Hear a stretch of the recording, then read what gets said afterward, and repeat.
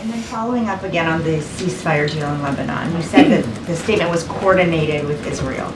Are you saying that the U.S. has any reason to believe that despite what we are seeing and despite the public comments, Israel agrees with the U.S.? What I'm saying is that their discussions continue in New York. I laid out the facts as they are, and wanted to be very clear about that. Let me just read out a couple of things from the joint statement that you all saw from the G7 plus key partners, Middle East partners. The situation between Lebanon and Israel since October 8th, 2023 is intolerable and presents an unacceptable risk of a broader regional escalation. This is in nobody's interest, neither of the people of Israel nor of the people of Lebanon. It is time to conclude a diplomatic settlement that enables civilians on both sides of the border to return to their homes in safety. Diplomacy, however, cannot succeed amid an escalation of this conflict. So we want to see a ceasefire, a 20-day ceasefire. Those discussions continue. It was something that we laid out, right? It was a plan that we laid out. And so we want to certainly see that move forward, and those discussions continue in New York with our teams. And you've made that abundantly clear. But I guess my question is, Israel is not on the list of countries that came up with the proposal or has agreed to it. You're right. Is a G7, the G7 plus the key Middle East partners that put forward this this joint statement last night. So why do you have any reason to believe that they're going to agree to this? As I stated, and you pointed this out when you asked me your question, Israel was aware of this statement. And now, what I can tell you right now, we are having continued discussions that is happening with our teams in New York. And I'm not going to get into private diplomatic engagement, but I can assure you these conversations are continuing. Thank you. Just a quick follow-up on that statement that you read. It refers to the situation as a situation, a conflict, and an escalation. Do we agree at the White House that what we're witnessing between Israel and Lebanon right now is in fact war?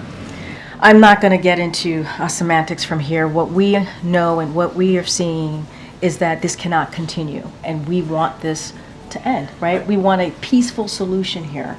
I'm just not going to get into semantics. I guess I ask because we've heard the president say, as he said multiple times this week, that he wants to avoid a full-scale war, an all-out war. He said it remains a possibility. That's why they're pursuing this diplomatic solution. But I guess just for our understanding of what an all-out war looks like versus what we're witnessing now. I mean, look, I'm not going to get into. Here's what we want to see.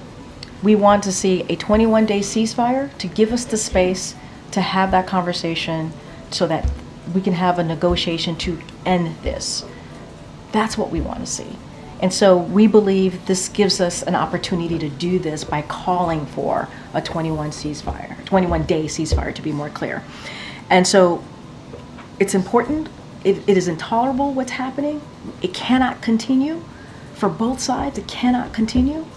And so we're going to do everything in our power. The president has been very clear to get to that point. I think it was important. It was important to see a joint statement from the G7 and key Middle East partners. I think it was important to see that.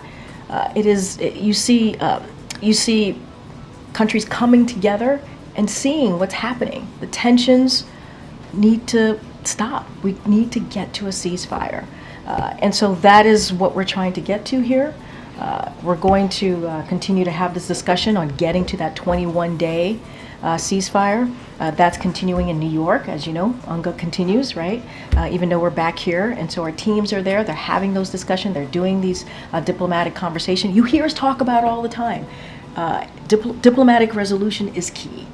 And that's what we're trying to get to. And that's what I think you can see, the type of movement that you've seen from this president, right? When he was at UNGA having conversations with other leaders. And now we've come to a place where we've put this forward, and this is what we believe. If we see this 21-day ceasefire, it gives us the space. It gives us the space to have that conversation. Okay. Thank you, Karine. I'm going to have another go at the ceasefire. Sure. So, the White House said that they don't want to see a wider war, and you wanted to see this 21-day ceasefire.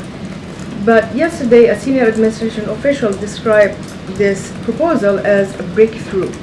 So a breakthrough. Yes. What makes you believe that just the parties is listening to you, when they did not listen to you over maybe 10 months, and the White House failed to secure a ceasefire between Israel and Hamas.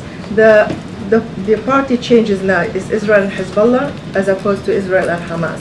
So where do you get this optimism when the president always say we are 2 days away from securing the ceasefire, we're 3 days away, until now you're unable to secure a ceasefire and release U.S. hostages. So where is this optimism coming that both Hezbollah and Israel can listen to the White House? So here's the thing. As I stated, our teams have been in discussion. The president certainly has been engaging our teams in particular with Israel and Lebanon throughout this week. And based on those conversations, right, we have had with Israel and Lebanon, and we have had with our partners as well, we felt comfortable in releasing this statement because of those ongoing dialogue, that diplomatic conversation, resolution that we're trying to get to, calling for a ceasefire. And it is up to the parties to respond. I mean, it is up to the parties to respond. But we felt comfortable in releasing that statement last night because we have been having those discussions with Lebanon and Israel. But to your point, it is up to the parties to respond. Now, we put out the statement, the joint statement last night. Conversations continue, discussions continue in New York. And so we're going to continue to move that way. But we have to do something, right? We have to continue to act, and diplomacy is the way to deal with what we have been seeing. Right? Does the White House have leverage over either party so we don't go to a wider war? We're trying to prevent a wider war. That is what we've been working towards for some time. And we have had these discussions with both Israel, with Lebanon, with our partners, and we felt comfortable enough to release this statement. We believe that diplomatic resolution is key here, and we can't stop. We got to continue to try, right? But it is up to our partners to respond. It truly is. But just because we release the statement, it doesn't stop there. It doesn't. So we're going to have diplomatic discussions as it's happening in New York. It doesn't stop from last night releasing this joint statement, and we'll see where we get. We see where we get to. Question: the number the people who've been killed in Lebanon is over 600 now, 2,000 wounded. Do you believe that these are legitimate target, including the number of the dead, also women and children? And do you believe that Israel still operate within international law? Here's what I can say.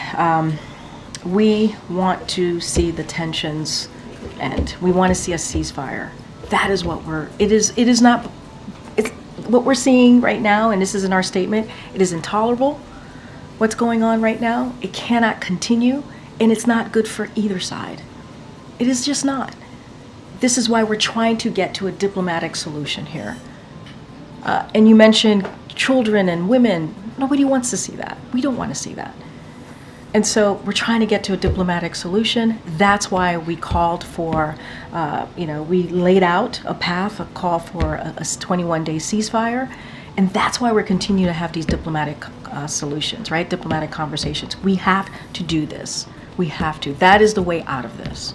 And I know we have to wrap pretty soon. Go ahead, Karine.